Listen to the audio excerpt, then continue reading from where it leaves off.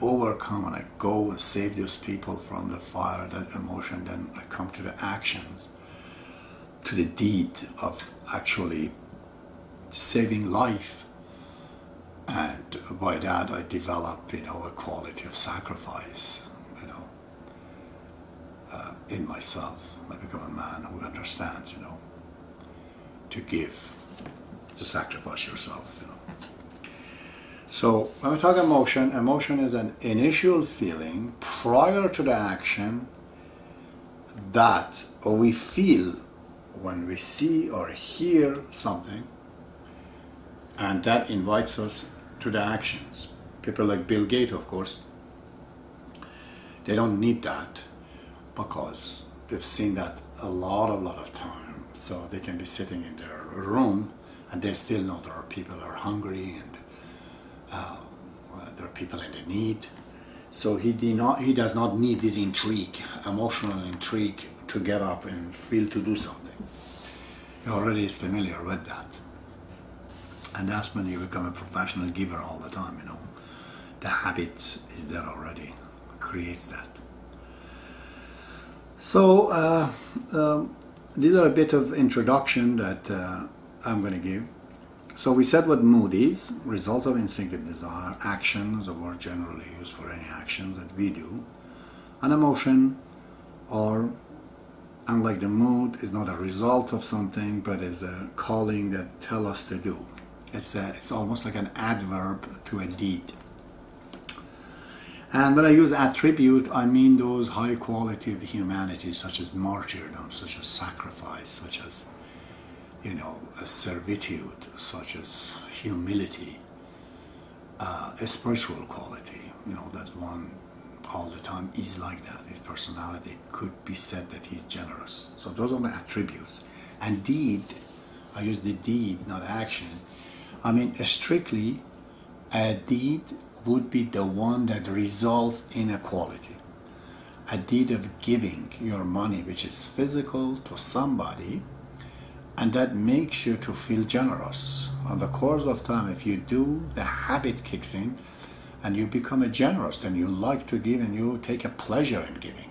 Now at this point, you have gained the quality called generosity, which I call it your attributes. So that's what I mean by deed. All right, the next page on here, I'm going to have to go to mood then. Before I go to the other subjects, that was just kind of a prelude of we don't get mixed up, myself and you both. Mood in people are different from the moods in animals. One cannot say to me that, okay, so if you're saying that instinctive desire creates mood, so dog eats, we eat. They have mood, if they eat good mood, they have good mood, so we have good mood, then they can develop ethics. No, dog cannot develop ethics. We do. They can create habits for them, but they can't pass that to have ethics. We do have ethics. It comes out of our habit. What then it means, the mood in man is not just triggered by the instinctive desires alone out of physicality. No, it is a spiritual being behind the body all the time. Our eating is different from animal. It can eat anything. It eats what he likes on the floor or out of the toilets. They eat dirty, filthy. Man doesn't do that. He wants to eat in a certain plate, in a certain environment. Those parts are the spiritual or soul input in the eating. So we kind of share with our physicality, our soul and our physical body, animal inside, they share together. One compromise with the eating, because soul doesn't eat, but animal eats. But soul says, okay, it doesn't matter what you eat, but it has to be this way. So sex, no, soul says, no, I can't have sex with any female. It has to be a particular one. That is for me, and it has to have this and that and that. If there are certain things happen, so I get deterred away. I'm not going to have sex. And animals, has to put up with man in that case. But in the case of animal, those things are not involved. But human is. Therefore, our mood is a human mood. It's not animal mood. Do not at any point of time misunderstand that anger in man is same as an anger in animal or a violence in man. By that again, I'm not trying to defend man and to say that man is better than animal. No, certain times man becomes way worse than animal. So you all know that. It's just that in the nature, animal works out of physicality and is the spirit, is the combinations of the elemental qualities that in a combination it creates a dog, just like we put it together and we create a Toyota or a robot. Same way nature does that. In the case of man, there is willpower and there is imagination, there is thinking, and those five senses clearly is present in a human being, and that distinguishes his moods differently from animal. So then for the result of the mood in man, it can create habits and into ethics, but it does not go in animal more than, creating some habits for them. So then mood can be triggered, definitely by the physical. When you're on a sleep, for example, you become jittery. This mood of agitated, you're jittery, you're a bit upset, you're cranky. All those moods comes out of the not sleeping, totally physical. But if somebody else, says to come to you and he tells you that thank you for what you've done to me and helps and this and that, it gives you a feeling of satisfaction.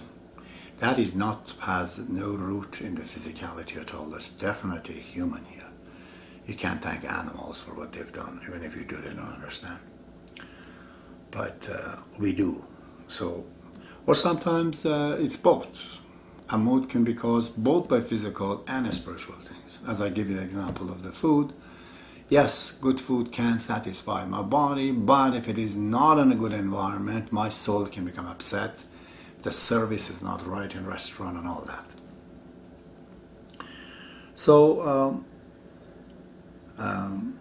I discussed a bit about this already, that in my dictionary, as I said, everyone should have his own dictionary when we come to about these spiritual matters, psychological matters, an open topic, open subject. A lot of people can have input for themselves. I use the mode, those feelings that you can categorize it yourself for yourself. I read some names that I've seen it in the computer or of my own input. You can call those, feeling, emotions. But mood for me is the one that happens as a result of the instinctive desires, and emotions are those things that before I do anything, it happens to me, inviting me to do something about something. Mood also is something temporary, as I said. It's a feeling that we have as a result of something that happens. It's a little ditch, we'll fall into it. We'll have to get ourselves out by the willpower, by certain mechanism that we have. You've heard that Pavlov, that he used his dog and feed him when a certain time comes, and then there's no food, but the clock goes exactly on time and the dog feels hungry. Because the clock rings, the animal feels hungry because one of the methods that we have to use to get ourselves out. If something has gone wrong, we go and do something else to create a different mood in us. Get like a tow ourselves out of the ditch out and forget about what happened. By feeling, and this is a lot has been ordered by Baha'i all the time. He says, use your willpower, use your willpower. If you don't have the willpower, go read my books, put yourself in a different mood, essentially to take yourself out of it, which I explained that before. It is the transformation of characters and expansions of it. The moment you're in a mood, in a ditch, you can expand yourself out and the ditch becomes too small for you. You come right out of it. What it is, you add to yourself by reading the Baha'i books and scientific book, definitely same as the Book of God. And these things adds to your character. This expansion that you make in your mind by installing many, many great programs in your head, it will create a different format, different windows that the viruses of the past cannot do anything to you. Or if they put you in a mood, you will not just simply linger. If you're a small little cup of water, if you do that to you, you start to shake. But if you're a big pool of water, who can shake you? Very difficult, to come and disturb you. So when you get bigger, it's harder to get disturbed. Or the other method, as expansion of character, the other method is transformation of character. Move yourself out of where you are.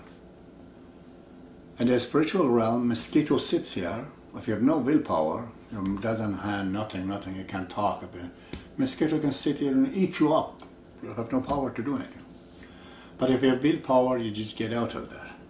You need a spiritual will, just as you have physical will to get out of the situation. The spiritual will has to get you out.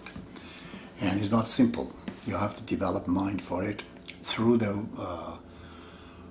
work of the Baha'i faith, which is a part of is the most naturally occurred idea.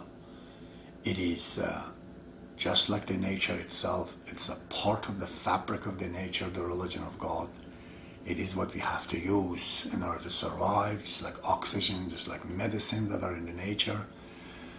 If we don't use this and say no to this, we're going to be in trouble, as the humanity is right now.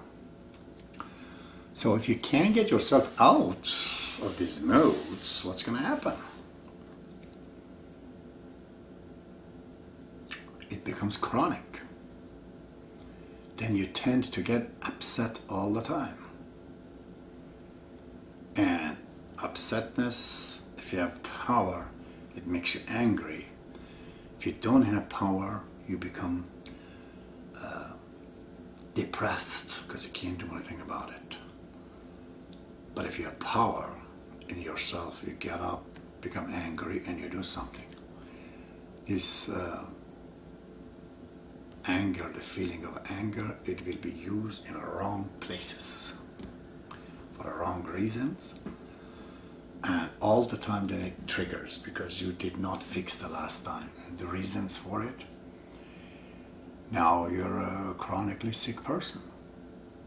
And that's what they have nowadays. They call, all kind of problem they have. Stress, distress, anxiety.